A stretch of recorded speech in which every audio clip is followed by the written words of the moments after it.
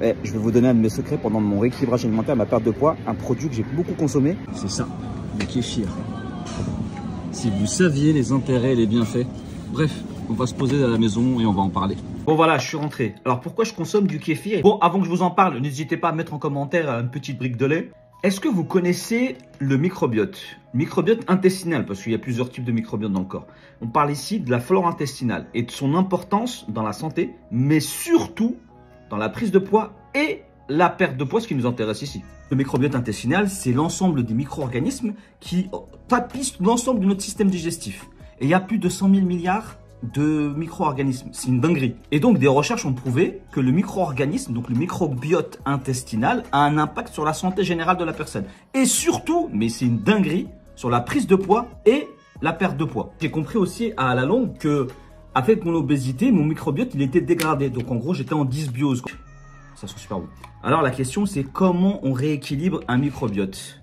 Eh ben, franchement, c'est pas si compliqué que ça, réellement. La première des choses, c'est forcément revoir son hygiène alimentaire. On est bien d'accord. Et la première des étapes, c'est diminuer vos produits ultra transformés. À côté de ça, bien sûr, il y a deux petits gestes. Réduire vos apports en sucre. Surtout le sucre industriel, vraiment réduisez-le. On sait que le sucre, c'est un pro-inflammatoire. Alors moi, je ne l'ai pas interdit. Je l'ai juste réduit de telle sorte que j'ai un petit apport, mais attention, je fais gaffe à ne pas trop en avoir. À côté de ça, bon, j'ai augmenté les apports en aliments bruts, donc surtout en aliments riches en fibres. Je me suis beaucoup hydraté.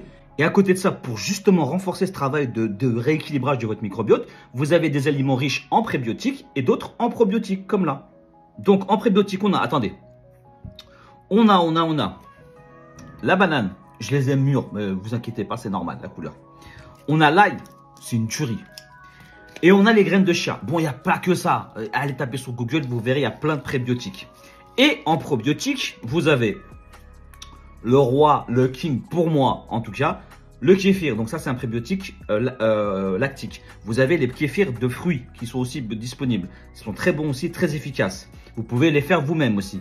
Et aussi le vinaigre de cidre. Bon, en autres produits lactose, vous avez le yaourt nature et d'autres souches dans les légumes. Bon, bref, tout ce qui est autour de la fermentation. N'hésitez pas encore une fois à aller sur Google. Et pour les personnes qui veulent aller plus loin, vous pouvez vous supplémenter. Mais pour le coup, n'hésitez pas à demander l'avis à votre pharmacien pour vous donner les meilleures souches de probiotiques. Bon, j'espère que cette vidéo vous aura intéressé quand même. N'hésitez pas en commentaire à me mettre un message, à me poser des questions, à me donner votre avis, si vous saviez ou vous connaissiez ou connaissiez pas justement les petites vertus de ces aliments comme le kéfir ou d'autres choses. Moi, je vous dis prenez soin de vous et à la prochaine.